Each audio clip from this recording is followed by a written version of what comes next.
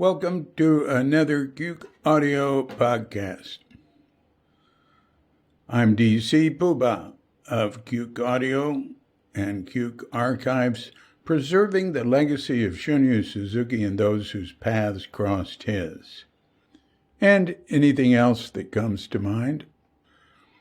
I pray that you and yours are safe and comfortable and able to get out and do whatever it is you want within the limits of the universal precept of do as little harm as possible.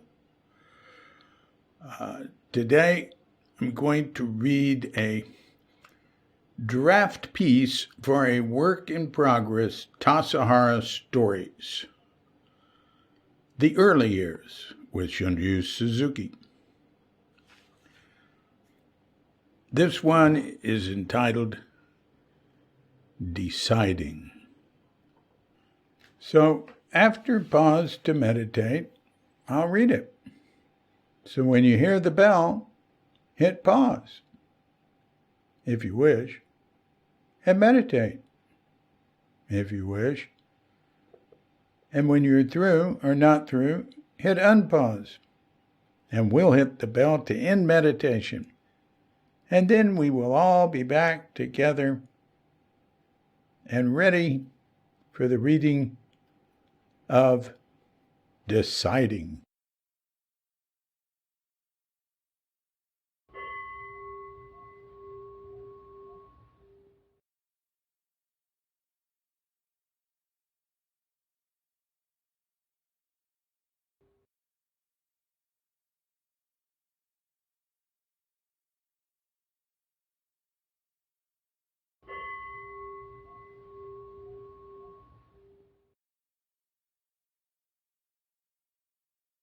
Deciding.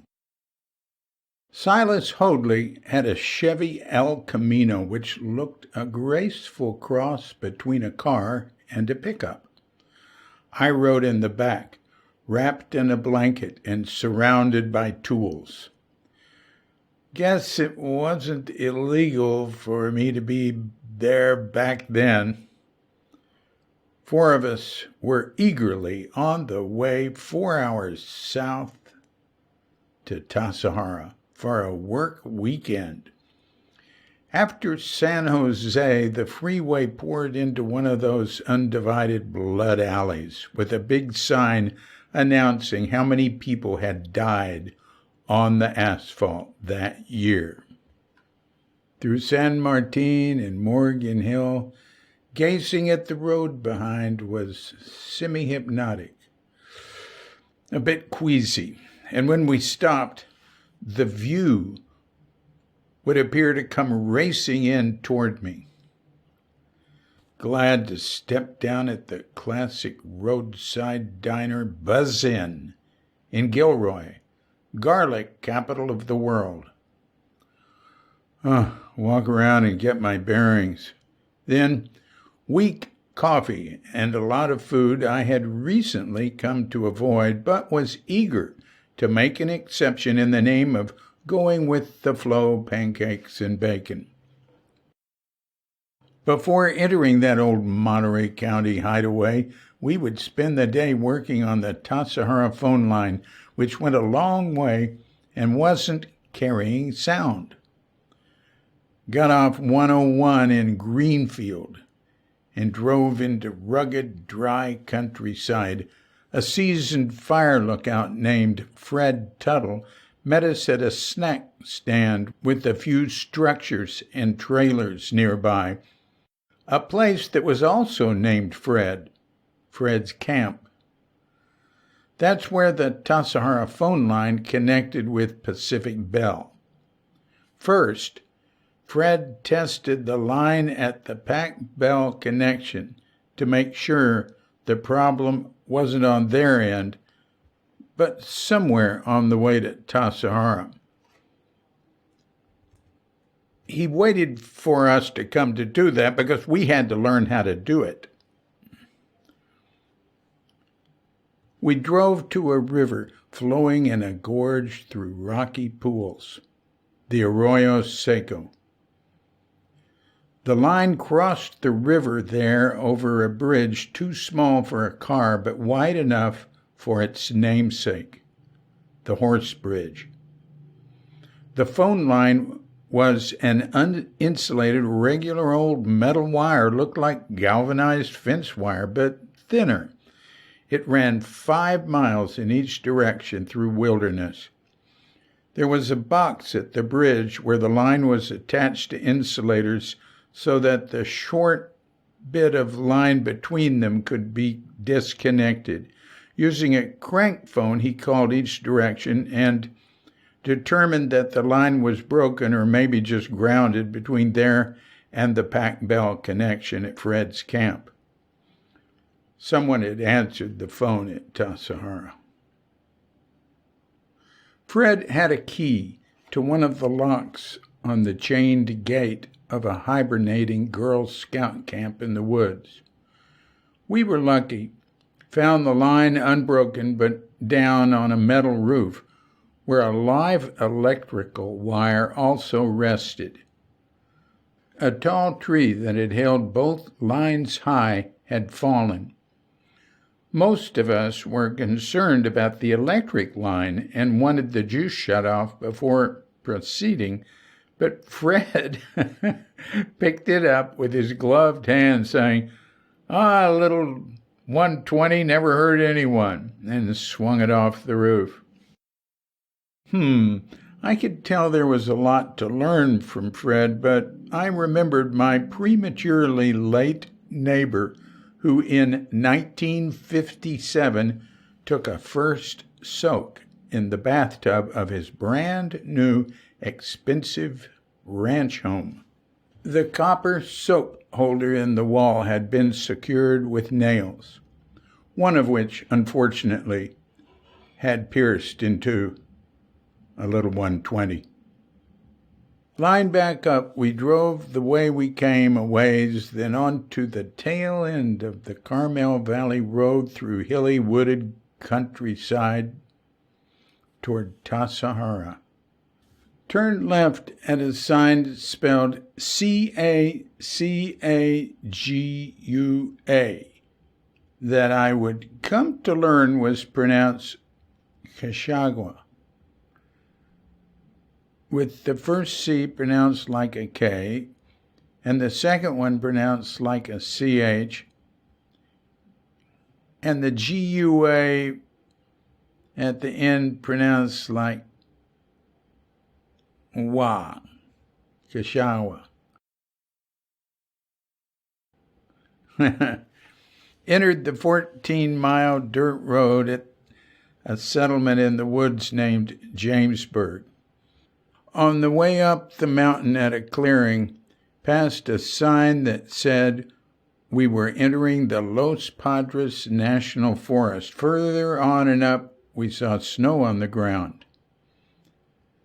It got thicker as we ascended, but not enough to hold us back.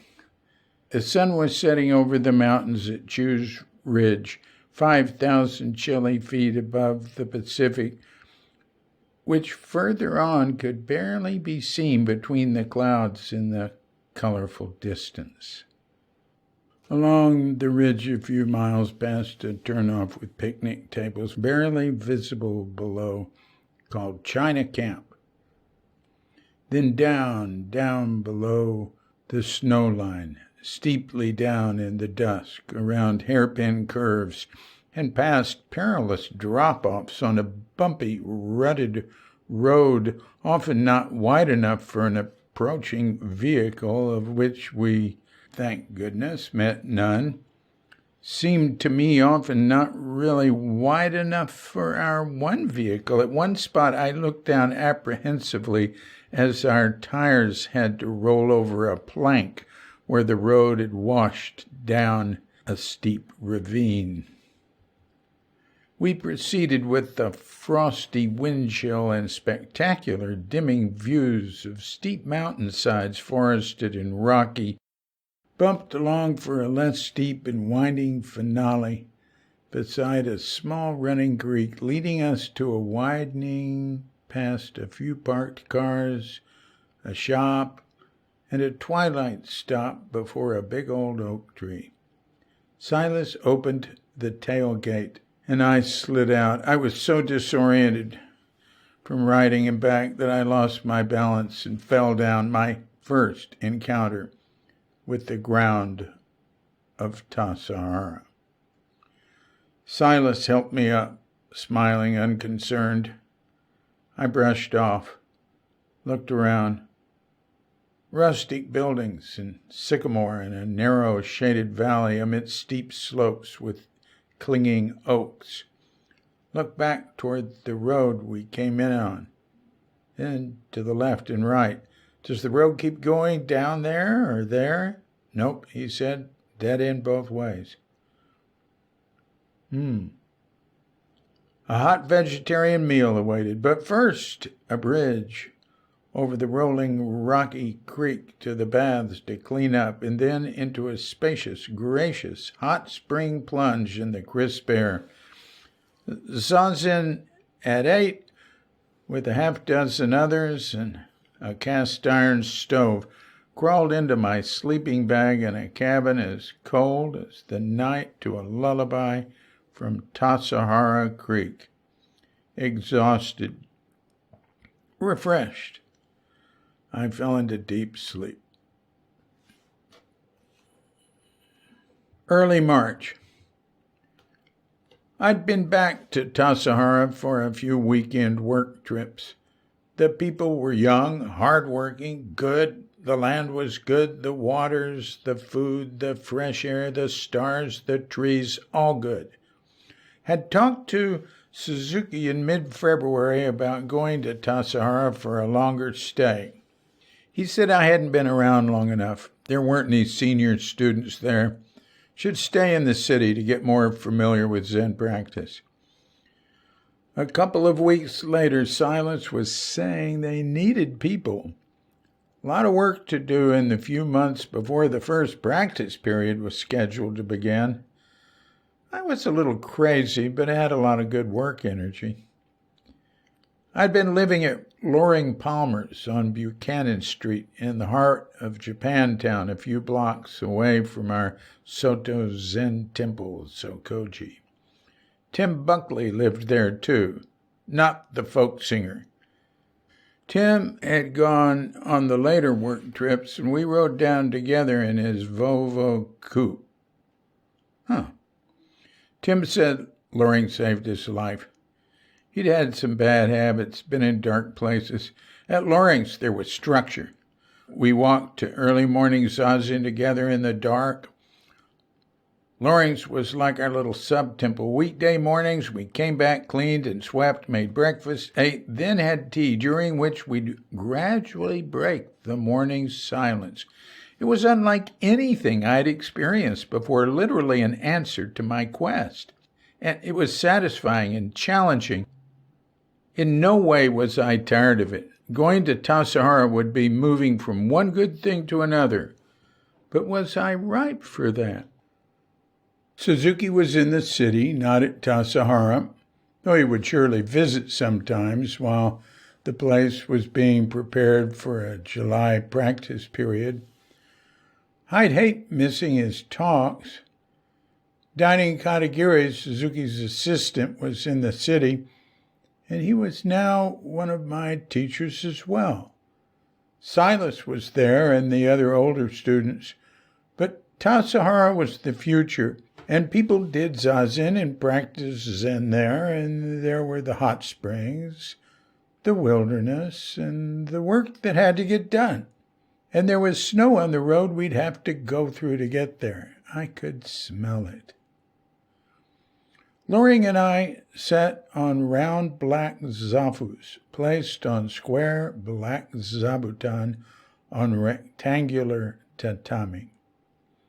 To the side was an altar with a small Buddha statue, slender vase with a single flower, a smoking stick of green Japanese incense, a candle providing the only light which reflected off his shaved head, and would be sufficient to read a few lines from a book which rested on the tatami.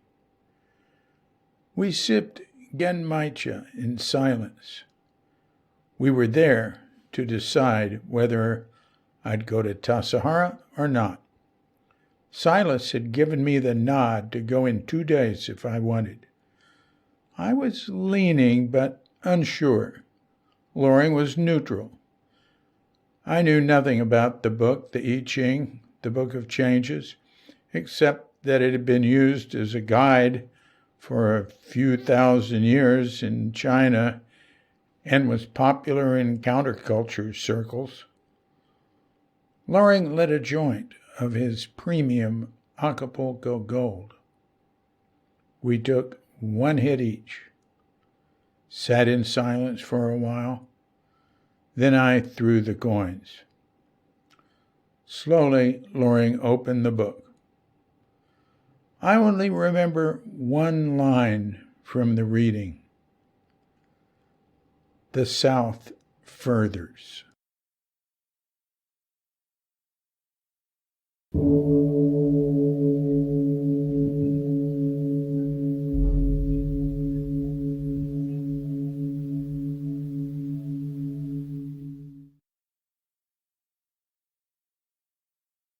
So that is a short piece called Deciding. Now, when I say the South furthers there, is that obvious that Tassajara is south? Maybe I'll make a note here that says, make it clear. Make it clear before and there, and make a point of it. Make a point of it that Tassajara is south of San Fran. I think I've already done that, but I'll do that. Another thing I was wondering about is, like, I go there, I don't describe any people, but maybe that's all right. I'll do that later. I should be careful about filling anything in now. But I'll put a note there. All right, I'll put a note here. Should I describe people here?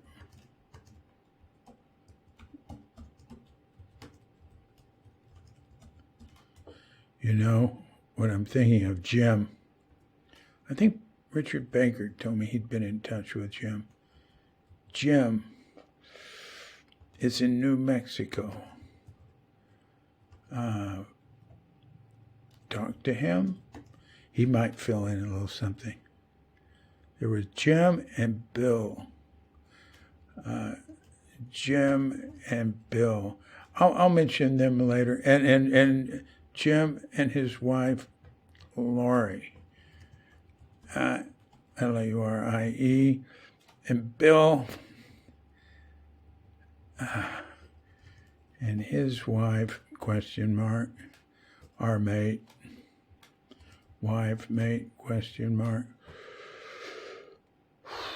They're the people who were there. They'd worked for the Becks.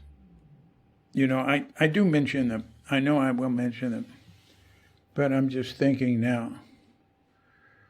I think I might be able to get a hold of him and get a few details. Also, it would just be fun. Just be fun. He was a really nice guy. And all 4 of them were interested in practice and, Suzuki and this and that, and tried it out. But we'll get to that. So, anyway, I just can't tell you how happy I am to read a little short piece like that. And let that be this Tuesday's contribution. It was a wipeout going through Crooked Cucumber and the comments. I mean, I was doing like 3-hour podcasts, and I'd go through and since I was doing Crooked Cucumber for an audiobook, I'd go through and try to make it as perfect as possible. Incidentally, we're going through all that now. Bill Redican, who did the Shunryu Suzuki verbatim transcript project back at the turn of the century, Just really great, fastidious detail guy, and with a keen eye and keen observations. It was really great working with him. I wasn't working on the project per se, but I get it going and was like an advisor and with them and, in and out. I was working on, I don't know, I was working on all this stuff too. There's always other people doing stuff. There's other people doing stuff now. Wendy Piersick, hi Wendy, and Peter Ford, always Peter Ford. He's been working with me for, God, I don't know, 10 years. I might have been saying 10 years for years. And other people help. Anyway, we'll see how this develops. I'd like to spend more time on it, but Bill has been going through the audio and the updated transcript for Crooked Cucumber, chapter by chapter, that I sent to him, one chapter at a time, coming from the end and going backwards. Just at chapter 14, it's gone pretty smooth. But chapter 14, when I read it, there were serious problems. I mean, problems that we should have noticed when we did the book. It was sort of a mess.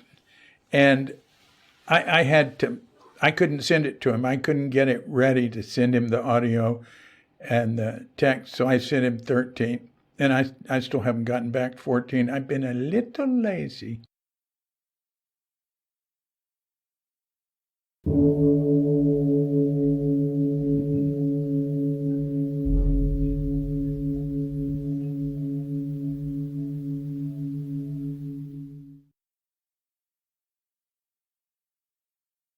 This has been a Cuke Audio podcast.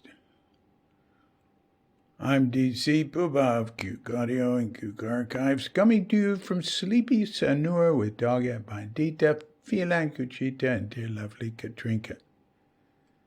And we're wishing you, and yours, and all of us, a grand awakening.